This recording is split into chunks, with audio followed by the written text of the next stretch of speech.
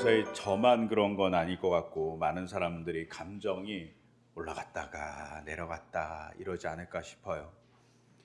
그리고 이런 감정이 올라갔다가 내려갔다 하다 보니 약간은 무기력증이 찾아오는 것 같아요. 저도 이렇게 있다 보면 갑자기 무기력증이 찾아오기도 하고 갑자기 또 이렇게 열정이 타오르기도 하고 꼭 갱년기를 앓는 사람처럼 마음이 갱년기를 앓는 것 같아요.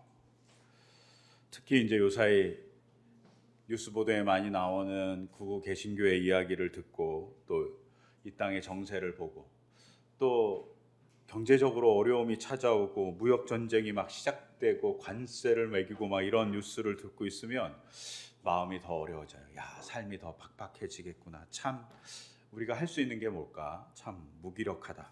이런 생각이 듭니다. 근데 여기에 설상가상으로 최근에 만난 많은 기독교인들이 일반인들보다 못한 거예요. 헌신도 덜하고 또 이익에 더 빨라서 자기를 희생할 줄 모르고 자기 유의만 쫓아가고 정말 열심히 해야 될 건 열심히 안 하고 자기 꾸미기에 바쁘고 자기 노는 거에 바쁜 모습들을 보게 되는 거예요. 그러면서 갑자기 들리는 말씀이 다니엘서의 5장의 벨사살 왕을 위해서 향해서 하나님이 막 혼내거든요. 근데 그 뜻이 뭐냐면 너는 함량이 부족하다. 너는 자질이 부족하다. 뭐 이렇게 얘기하시는 질책이 있어요. 근데 그것이 꼭 교회와 기독교인들을 향해서 말씀하시는 것 같은 거예요. 심지어 저에게도. 근데 여기에 엎친 데 덮친 격으로 가끔은 또 너무나도 괜찮은 기독교인을 만나서 기분이 너무 좋아요. 근데 그 기독교인들이 어려움을 겪는 모습을 보면 또 이렇게 마음이 무기력해져요. 너무나도 성실하게, 너무나도 착하게, 그리고 너무나도 바르게, 그리고 규율을 지키기 위해서 열심히 살아가는데 갑자기 누군가가 그 사람을 이유 없이 미워하고 배척하고 힘들게 합니다. 혹은 미워하는 사람들은 자신의 이익을 취하기 위해서 거짓말을 양산해서 어떤 사람을 모함하기도 합니다. 이런 얘기를 막 듣게 되면 와, 참으로 어렵다 이런 생각이 들 때가 있어요. 또한 너무나도 바르게 살려고 노력해서 경쟁이 아닌 바른 교육을 하겠다고 열심히 노력하는 부모들을 많이 만나게 돼요. 근데 그분들이 막 괴로워하는 거예요. 경쟁을 더 열심히 시켜서 교육을 시켰어야 되는 거 아닌가라고 생각하면서 후회하는 모습을 보면 바른 길을 가고 있는데 왜 저렇게 어려움을 겪을까라는 마음으로 어려워요. 근데 갈수록 태산인 건 또 뭐냐면 기독교인들하고 이제 가끔 제가 많이 다른 모임에서 만나게 되면 가끔은 정말 기독교인들이 너무 무지한 이야기를 하는 거예요. 자기가 개신교인데 개신교인인지 정체성이 없어요. 막 말을 함부로 하는 거죠. 뭐 제가 전에도 얘기했던 것 같은데 만인제사장서를 얘기하면서 저하고 이렇게 얘기하면서 목사님하고 저하고 만인제사장 똑같아요. 평신도가 이렇게 얘기하는 거예요. 때려주고 싶어요. 왜냐하면 그런 의미가 아니기 때문이에요. 그런 의미가 아닌데 그런 의미로 가르친 사람들은 사실은 목사죠. 그분이 잘못한 게 아니라 그분을 가르친 목사님이 잘못하신 거예요. 혼나야 된다고 생각해요. 막 화가 나요. 그리고 잘못된 유튜브를 보면서 말도 안 되는 얘기를 하고 있으면 무기력해져요. 야, 이걸 어디서부터 이렇게 해야 되는 거야? 이렇게 생각이 들 정도예요. 그러면서 희망이 없는 거 아닌가? 뭐 이런 생각을 가끔 하게 될 때가 있어요. 그 마음이 올라갔다 내려갔다 막 이렇게 요동치고 있는데 그때 또 열정에 불타서 하나님의 일을 하는 사람들의 이야기를 들으면 나도 저분들을 본받아서 열심히 살아야지 하고 이렇게 열정이 막 타오를 때가 있어요. 그러다 또 가끔 제가 강남에서 학교에 관련된 일을 이렇게 어려운 학생들을 도와주는 일을 평일에는 하니까 학교를 가게 돼요. 근데 강남에 어려운 사람이 별로 없잖아요. 특히 이제 강남의 양재천 이북은 어려운 사람이 많지 않아. 이남은 많은데. 그런데 가끔 어려운 사람이 있어요. 그리고 이분들이 문제라고 얘기해요. 그분들이 누구냐면 목회자 자녀들인 거예요. 왜냐? 강남에서 소득이 되게 적고 어렵게 사시는 분들이 목회자 자녀가 너무 많은 거예요. 학교에서 그 목회자 자녀들이 경제적으로 문제가 될 뿐만 아니라 경제적 문제를 더불어서 문제도 많이 일으키는 거예요. 어려운 거죠. 그러면서 그분들이 목회자를 향해서 그럼에도 불구하고 헌신해서 놀라운 일을 한다 이렇게 이제 일반 교사들이 얘기하면 좋은데 일반 교사들이 되게 비하할 때가 있어요. 그러면 제가 목사인지 모르시는 거죠. 그러니까 듣고 있으면 내가 목사라고 얘기해야 되나? 뭐 이런 생각이 들 때가 있어요. 어려워요. 그러면 마음이 또 무너져요. 무너졌다가 또 그런 분들이 열심히 또 가정 방문을 하면 열심히 또 복음을 전하기 위해 사는 모습을 보면 참 훌륭하다 이런 생각을 해요. 올라갔다 내려갔다 하는 거죠. 근데 요새 특히 이제 사회적 분위기가 어려우니까 마음이 정말 무거웠어요. 그래서 머리를 식힐 겸 혹은 마음을 좀 식힐 겸 이렇게 유진 피터슨이라는 분의 이 책을 먹어라라는 책을 이렇게 읽기 시작했어요. 그런데 이제 이 책의 20세기 초반에 가장 위대한 신학자라고 얘기하는 칼바르트에 대한 얘기가 나와요. 칼바르트가 2차 세계대전 때 살던 사람이에요. 근데 자기가 보니까 나라들은 전쟁하지. 근데 전쟁하는데 교회가 그 전쟁을 막 옹호해 주는 거예요. 너무 좌절스러운 거예요. 그런데 목사님들이 성경을 얘기하고 학자들이 성경을 얘기하는 것은 전쟁에 대해서 별로 관심도 없고 그냥 성경에 대한 문자만 파묻혀 갖고 성경 문자만 연구하는 거예요. 즉 학자들은 성경 문자만 연구하고 목회자들은 히틀러를 옹호하고 뭐 이런 일이 벌어지는 거예요. 너무 좌절스러운 거예요. 나는 어떻게 하지? 라고 칼바르트가 아마 생각했던 것 같죠. 그래서 칼바르트가 뭐라고 얘기했냐면 성경에 방부 처리를 해서 삶에 들어오지 못하도록 죽음의 상태에 이른 게 지금의 상태다 라고 얘기해요. 성경을 방부제 처리했어요. 그래갖고 죽음의 상태에 이르게 했다는 거예요. 자기가 지금 그런 성경을 만나고 있다 이렇게 얘기한 겁니다. 근데 아마 칼바르트의 전체 얘기를 제가 잘 못 읽어서 여기서 인용된 이야기지만 그 인용된 얘기에서 칼바르트가 아마 오늘 읽었던 누가복음의 야이로의 딸의 죽음과 예수님이 다시 살려주신 이야기를 읽은 것 같아요. 그러면서 이 말씀 중에 이게 있잖아요. 이 아이가 죽은 것이 아니라 잔다. 이 말에 칼바르트가 엄청난 은혜를 받습니다. 방부제 처리되어 있는 성경, 죽은 것 같은 교회, 히틀러를 옹호하는 말도 안 되는 그 교회, 이 교회에 내가 무기력한데 그런데 살 수도 있겠구나. 야이로의 딸이 죽은 게 아니라 잔다라고 얘기하신 하나님의 말씀이 현실의 교회, 2차 세계대전의 교회에도 2차 세계대전의 학자들에게도 신학자들에게도 올 수 있겠구나라고 생각합니다. 이 대목을 제가 어디서 읽었냐면 지하철에서 읽은 거예요. 이렇게 제가 이제 이런 머리를 식힐 겸 읽는 책들은 대부분 지하철 통근길에 이렇게 쭉 읽는데 갑자기 눈물이 날 것 같은 거예요. 근데 울면 큰일 날 것 같은 거예요. 거기서 지하철에 앉아갖고 막 펑펑 대성통곡 할 것 같은 거예요. 이게 참아야 돼. 뭐 그러면서 이제 그때는 제일 좋은 방법은 빨리 노트를 꺼내갖고 막 제 생각을 적는 거예요. 막 이제 적고 있었어요. 아마 서재에 있었다면 펑펑 울었을 것 같아요. 제가 되게 무기력했는데 하나님 제 무기력한 마음에 얘야 죽은 게 아니라 잔다. 살 수 있다. 희망이 있다라고 얘기하는 거예요. 그러면서 이런 마음이 들었어요. 제가 대충 그때의 마음을 대충 써보면 이래요.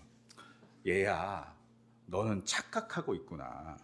사람들이 야이로의 딸이 죽어서 어떤 가망도 없다고 생각하는 순간에 예수님께서 야이로의 딸이 죽지 않고 잔다고 하신다. 예수님께서 야이로의 딸이 죽은 것을 모르셨겠냐? 예수님도 야이로의 딸이 사람들이 말하는 죽음을 맞이했다는 것을 아셨을 것이다. 그러나 예수님은 잔다고 하셨다. 그 죽은 현실이 살 수 있는 현실로 바뀔 수 있으니까, 그 죽은 현실도 살 수 있다는 신적 소망이 존재한다는 것을 보여주고 싶으시니까, 그래서 예수님이 죽은 자를 잔다라고 선포한 것 아니냐라고 저한테 이야기하는 것 같은 거예요. 죽어버린 것 같은 교회, 무기력했던 신학자들, 아마 이런 모습을 보며 좌절했던 칼바르트가 저와 비슷한 마음을 들지 않았을까 생각했어요. 저도 어쩌면 요새 교회의 모습을 보면 죽어버린 것 같고, 요새 교회가 복음을 전하는 모습을 보면 희망이 없어 보이고, 외부의 사람들이 개신교를 개독교라고 욕하는 모습을 보면서 이제는 답이 없나? 이런 생각이 들 때가 있는데, 그 생각이 죽어버린 것 같은 그 교회에 대한 제 생각이 그게 아니라는 거예요. 살 수 있다고 얘기하시는 것 같이 들리네요. 그러면서 갑자기 딱 든 생각이 책 제목 하나가 생각났어요. 한때 되게 유명한 책이었는데, 마른 뼈도 살아날 수 있다. 제가 개인적으로 그분을 그렇게 좋아하지 않아서 그분의 책을 읽지는 않았어요. 그런데 그분의 강연을 들은 적이 있어요. 그래서 그분이 이 책을 얘기하면서 이렇게 얘기했어요. 제 기억에 풋내기 정신, 말씀을 알지만 말고, 그리고 그 말씀을 완벽하게 뭔가 하려고 하지 말고 완벽주의를 탈피해서 말씀을 실천하면 좋겠다, 이렇게 얘기했던 걸로 기억해요. 근데 이분이 인용한 게 마른 뼈가 살아날 수 있다는 거예요. 근데 이 마른 뼈는 에스겔의 환상이었어요. 근데 야이로의 딸의 죽음과 삶은, 살아남은 현실이잖아요. 기적의 현실이고 사건이잖아요. 환상과 사건의 무게에서 환상보다 사건의 무게가 더 크잖아요. 제가 그 사건의 무게가 다가오는 거예요. 죽은 것 같은 희망 없어 보이는 것에 살아날 수 있다 라고 얘기하는 주님의 이야기가 들리는 거예요. 그러면서 설교를 준비하기 위해서 막 노트를 썼는데, 그 노트는 또 제 사무실에 두고 집에 왔더라고요. 막 찾았는데 없어. 막 설교를 준비하려고 사무실에 다시 가야 되나? 뭐 이런 생각을 했어요. 그러다가 토요일 날 제가 일이 있어서 외부에 잠깐 나갔다 오는데 그 톡이 온 거예요.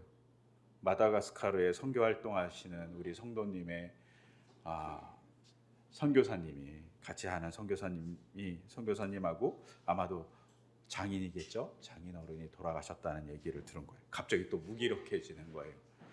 야, 이렇게 좋은 일을 하는데 강도들이 100만 원 때문에 사람을 죽이다니. 그 사회가 희망이 없다.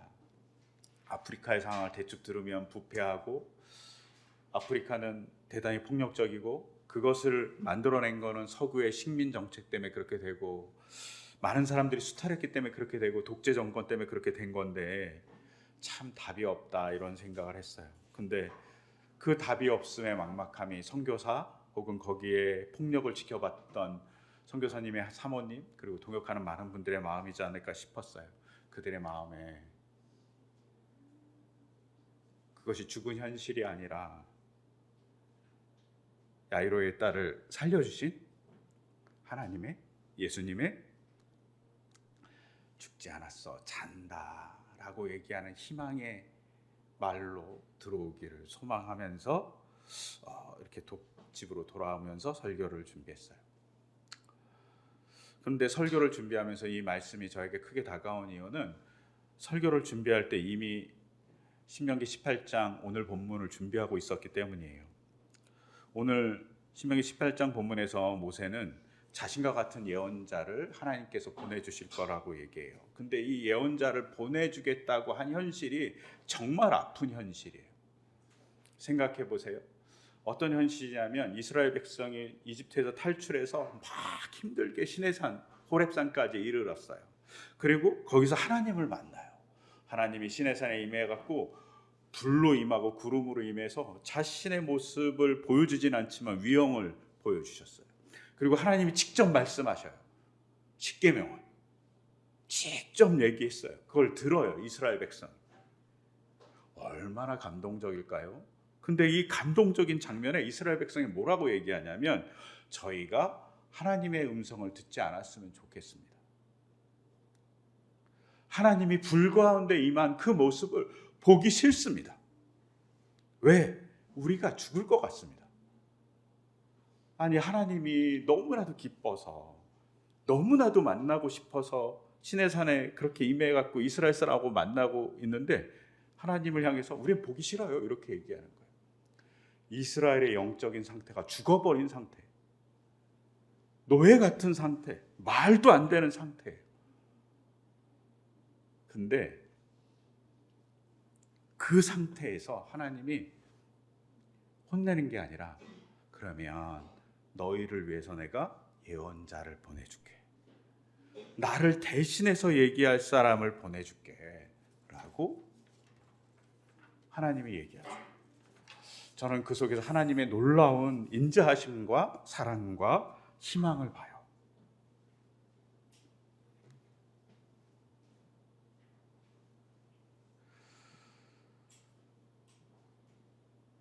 이 순간 저는 이스라엘 사람들의 나쁜 것도 드러난다고 생각해요. 어떤 게 드러나냐? 하나님이 십계명을 얘기하면서 이스라엘 사람들의 정체성을 얘기해요. 뭐라 그러죠? 너희는 이집트에서 내가 구원한 백성이다.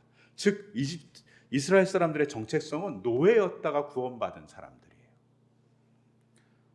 그 말을 공식적으로 선언했어요. 이게 싫을 수도 있죠. 로마 사람들이 로마 신화를 만들었어요. 자기들이 어디서 왔는지 얘기했는데 로마 신화는 뭘 얘기하죠? 자기들이 쌍둥이인데 늑대에 의해서 자라난 자손이라고, 강력한 자손이라는 의미를 가져요. 자기 신화를 만들어낸 거예요. 이스라엘 백성 그런 신화를 만들어낼 수가 없어요. 노예에서 하나님의 구원을 받은 백성이다. 이게 자기 정체성의 출발이에요. 근데 이 정체성이 싫어할 수도 있어요. 또 하나 어떻습니까? 하나님만 섬기라고 얘기해요. 내 마음대로 우상을 섬길 수 있고 내 마음대로 신을 조절하고 싶은데 그것도 하지 말라고 얘기하세요. 또 어떻습니까? 안식일을 지키라고 그래요. 권력자만 쉬면 되는데 모든 사람이 쉬어야 되는 공평한 사회를 만들라는 거예요. 싫을 수 있죠, 권력자는. 부모를 공경하라고 그래요. 제가 얘기했지만 부모는 가장 약자예요. 그 당시 약자를 보호해 주라고 얘기합니다. 또한 살인하지 말고 간음하지 말고 도둑질하지 말라고 그래요. 남의 것을 탐하지도 말라고 그래요. 윤리적 삶을 살라고 그러고 윤리적 삶을 넘어서 그렇게 얘기하는 건 공동체적인 삶을 언제나 염두하면서 네가 네 이익만을, 너만을 잘 살기 위해서 살지 말라고 얘기하는 십계명의 의미가 있어요. 근데 이게 너무 듣기 싫은 거예요. 어떤 면에서 하나님이 그렇게 얘기하는 것을 직접 듣기 싫다라고 얘기하는 인간의 이기적이고 오만한 마음도 있지 않았을까 싶어요. 거기를 향해서 누가 얘기하냐? 예언자를 보내서 얘기해 주겠다라고 하나님이 얘기합니다. 너희를 잘 설득해 주게. 정말 버릇없고 예의 없고 그리고 자기만 알고 희망 없어 보이는 이스라엘 백성에게 하나님이 이제 더 이상 말하지 않을래 이렇게 얘기하신 게 아니라 예언자를 보내줄게. 저는 그 상태가 죽은 이스라엘에게 살려주시는 하나님의 희망의 수단이 다가왔다고 생각해요. 그럼 여기서 질문이 있어요. 예언자는 누구지? 라는 겁니다. 우리가 보통 예언자 그러면 미래를 예언하는 사람 같아요. 꼭 점쟁이 같이. 그런데 여기 본문에 사용한 예언자란 이 단어는 이제 예언자를 의미하는 단어가 히브리어로 크게 3개 있어요. 로제, 호제, 나비 이렇게 있어요.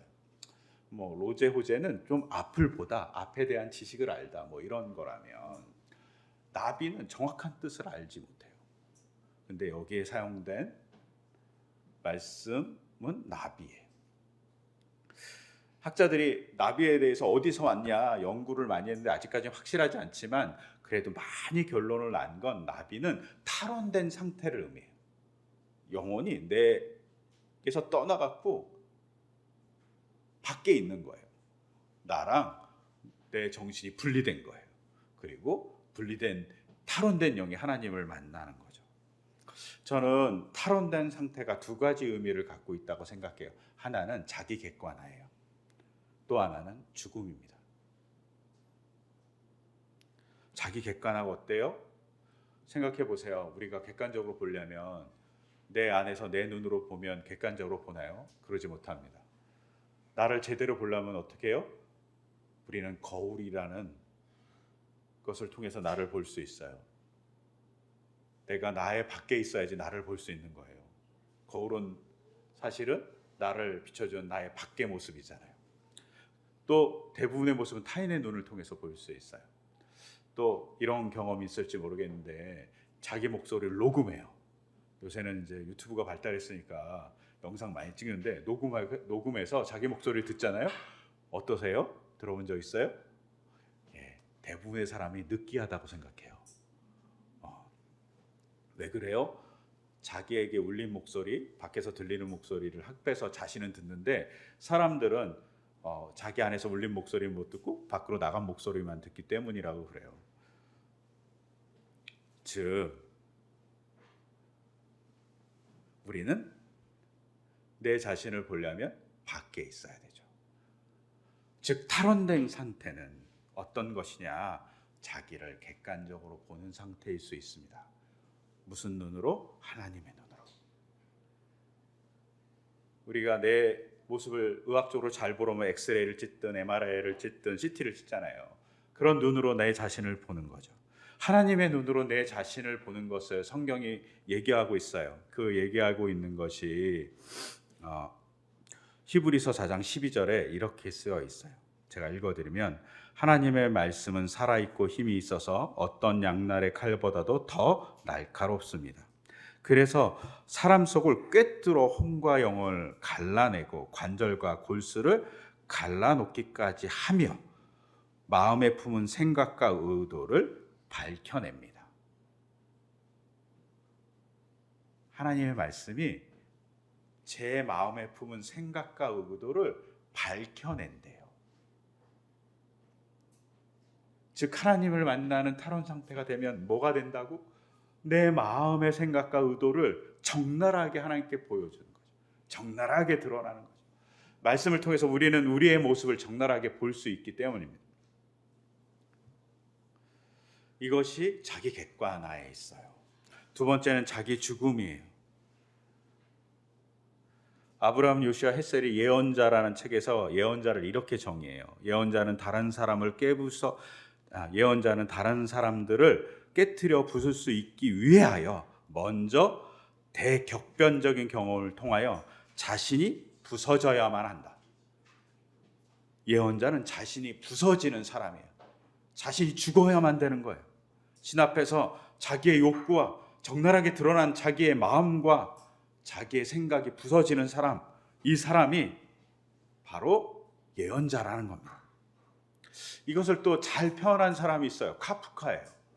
한때 되게 유행했던 베스트셀러 책 중에 책 제목이 책은 도끼다예요. 읽어보신 분도 계셨겠지만 책은 도끼다라는 책이 있어요. 책은 도끼다. 책은 쪼개는 거예요. 뭘 쪼개죠? 자기 마음과 생각과 감정을 쪼갠다는 거예요. 이 책은 도끼다라는 이 책 제목은 사실은 카프카의 말에서 왔어요. 제가 알기로는 카프카가 이렇게 얘기했어요. 책이란 우리 안에 얼어붙은 바다를 쪼개는 도끼가 되어야 한다. 책은 우리 안에 얼어붙어 있는 바다를 쪼개는 도끼여야 한다. 책이 그런 기능을 한다는 거예요. 내 마음속에 얼어붙어 있는 바다가 있어요. 근데 그 바다를 쪼개요. 쪼개서 뭘 하죠? 고정관념, 무감각, 감수성을 깨운다는 거죠. 이게 진짜 책이라고 얘기하는 거죠. 근데 그런 책의 기능, 진짜 그런 기능을 하는 게 하나님의 말씀, 성경인 거죠. 그 깨지는 것이 자기의 죽음인 거죠. 즉 예언자는 탈원된 상태를 의미하는데, 탈원된 상태는 객관화의 상태이면서 자기가 죽는 상태, 이것을 경험한 사람이 예언자라고 얘기할 수 있습니다. 그리고 이 예언자가 하나님을 대신해서 이스라엘 백성에게 얘기한다고 얘기합니다.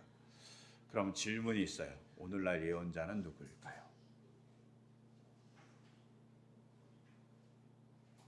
목사일까요? 아니면 속된 말로 영빨이 좋은 사람일까요? 저는 오늘날 예언자는 이미 우리에게 주어져 있는 이 말씀, 성경, 그것을 진실하게 만나는 사람이라고 생각해요. 말씀을 읽는 사람인 거예요. 유진 피터슨이 성경을 읽는 것을 얘기해서 먹는다고 표현했습니다. 이 표현은 유진 피터슨의 표현이 아니라 에스겔서와 계시록에 나오는 표현이에요. 왜 먹어요? 먹으면 그것이 자기에게 체화되니까. 우리가 건강하려고 좋은 거 먹잖아요. 영혼이 건강하려고 말씀을 먹어야 된다고 얘기한 거죠. 그것이 체화되면 바로 그 사람이 예언자가 됩니다. 그리고 그 예언자가 이 세상에 하나님의 이야기를 함으로 사람들에게 하나님을 보여주는 사람이 됩니다. 여러분, 저는 되게 무기력했는데 유진 피터슨의 이야기, 또 야이로의 딸의 이야기, 그리고 하나님의 말씀에 대한 생각을 하면서 이 일을 잘할 때, 하나님의 말씀을 잘 읽을 때, 그리고 그것을 실천하려고 노력할 때 죽은 자가 잔다라고 표현한 그 희망의 일이 우리에게 일어날 거라고 생각합니다. 그리고 그렇게 믿습니다. 여러분, 히브리어로 나비라는 예언자를 뜻하는 말은 사전에 의하면 두 가지 뜻을 갖고 있어요. 하나는 스피커라는 뜻을 갖고 있어요. 이게 뭐 우리 말로는 없어갖고 그냥 스피커라는 뜻을 갖고 있고, 두 번째 뜻은 부름 받은 사람이라는 뜻을 갖고 있어요. 여러분, 스피커가 뭡니까? 자기 스스로 소리를 낼 수 있지 않잖아요. 앰프가 있어서 뭘 보내줘야지 소리를 내잖아요. 하나님이 보내주는 소리를 내는 사람이 예언자입니다. 그러면 하나님의 마음과 같이 민감해야 돼요. 그래서 아브라함, 요시아, 헷셀이라는 사람이 예언자에 대해서 여러 가지 정의를 내려요. 그 중에 제가 한 6가지를 이야기 간단하게 드리면 이래요. 예언자는 민감한 사람이다. 하나님의 말씀에 민감한 거예요. 그리고 세상의 일에 민감한 사람이에요. 특히 어떤 거에 민감하냐? 세상의 죄악에 민감한 사람이에요. 세상의 아픔에 민감한 사람이 예언자예요. 그래서 아브라함, 요시아, 헷셀이 예언자를 뭐라고 얘기했냐면, 예언자는 곤욕스러운 일이다. 민감하니 얼마나 곤욕스럽겠냐라고 얘기합니다. 우리도 그렇잖아요. 민감한 체질을 가진 사람이 있으면 정말 곤욕스럽잖아요. 그런 곤욕스러움, 그것이 바로 예언자의 모습이라는 거죠. 두 번째로는 예언자란 선악과 관련된 일을 작게 보지 않는 거예요. 선한 일을 보면 선한 일에 너무나도 기뻐하고, 악한 일을 보면 그 악한 일에 대해서 분노할 줄 아는 사람, 이 사람이 바로 예언자라고 얘기하고 있어요. 이게 예언자입니다. 세 번째로 삶으로 하나님의 말씀을 증거하는 사람이 예언자라고 얘기해요. 말로만 하나님의 말씀을 전달하는 것이 아니라 말씀을 실천하는 사람이 예언자예요. 오늘 읽지 않았지만 신명기 18장 22절을 보면 이렇게 기록되어 있어요. 예언자가 주님의 이름으로 말하는 것이 그대로 이루어지지 않으면 그 말을 주님께서 하신 말씀이 아닙니다. 그러니 당신들은 제멋대로 말하는 그런 예언자를 두려워하지 마십시오. 여러분, 예언자는 하나님의 말씀을 실천하는 사람이라고 얘기할 수 있어요. 그대로 이루어지는 게 예언한 게 성취된다 이런 의미도 있지만 예언한 말씀을 실천하는 거죠. 하나님의 말씀의 가장 큰 것이 사랑이에요. 근데 그 사랑을 실천하지 않는 기독교인이라면 그가 예언자 혹은 하나님의 백성일 수 없어요. 네 번째로 예언자는 고대 사회에서 가장 소중한 가치를 우상숭배라고 얘기하고 무시하는 사람이라고 얘기해요. 가장 소중한 가치가 고대 사회에서 뭐냐? 지혜, 건강, 힘이에요.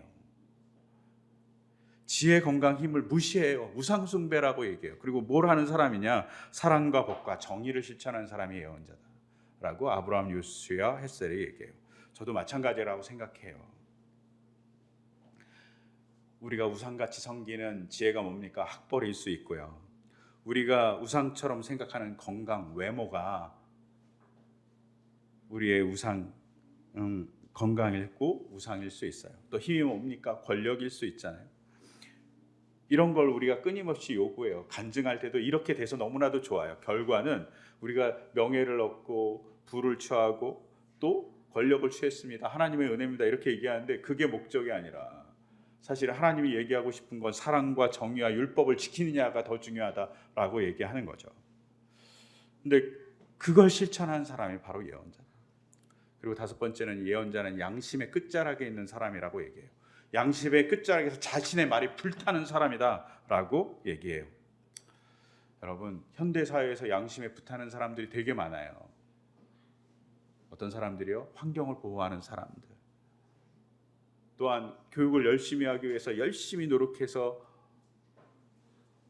공과를 쓰는 사람들, 교재를 준비하는 사람들, 학생들에게 조금이라도 더 가르쳐주기 위해서 열심히 뭔가를 하는 교사, 또 열심히 말씀을 준비하기 위해서 열심히 성경을 보는 목사, 이런 사람들이 양심에 불타는 사람들이죠.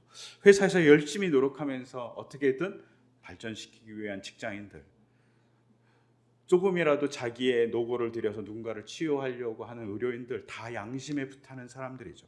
그들이 있어서 사회가 유지됩니다. 그런 사람들이 예언자일 수 있어요. 마지막으로 하나님의 예언자는 정말 중요하게 하나님이 뭐라고 얘기하냐? 너는 나의 쓸 도구가 아니라 너는 나의 파트너라고 얘기한다는 거죠. 제일 중요하다고. 아브라함 요스야 헷셀이 예언자의 직책은 뭐냐? 하나님의 종이 아니라 하나님의 파트너라고 얘기합니다. 그래서 아모스 3장 7절을 인용하면서 이렇게 얘기해요. 참으로 주 하나님은 당신의 비밀을 그 종 예언자들에게 미리 알리지 않고서는 어떤 일도 하지 않으신다. 예언자에게 미리 뭔가 알려주고 일을 하신다는 거예요. 이게 예언자의 자리라는 거예요. 즉 하나님의 동역자라고 얘기합니다. 여러분, 이런 동역자로 부른 사람들이 누구냐? 바로 하나님의 말씀을 읽고 그것에 감동하고 그대로 살려고 노력하는 사람들이라고 저는 생각합니다. 오늘날 하나님의 예언자를 부르십니다. 그리고 그 예언자를 세우십니다. 그리고 그 예언자들이 뭘 하냐?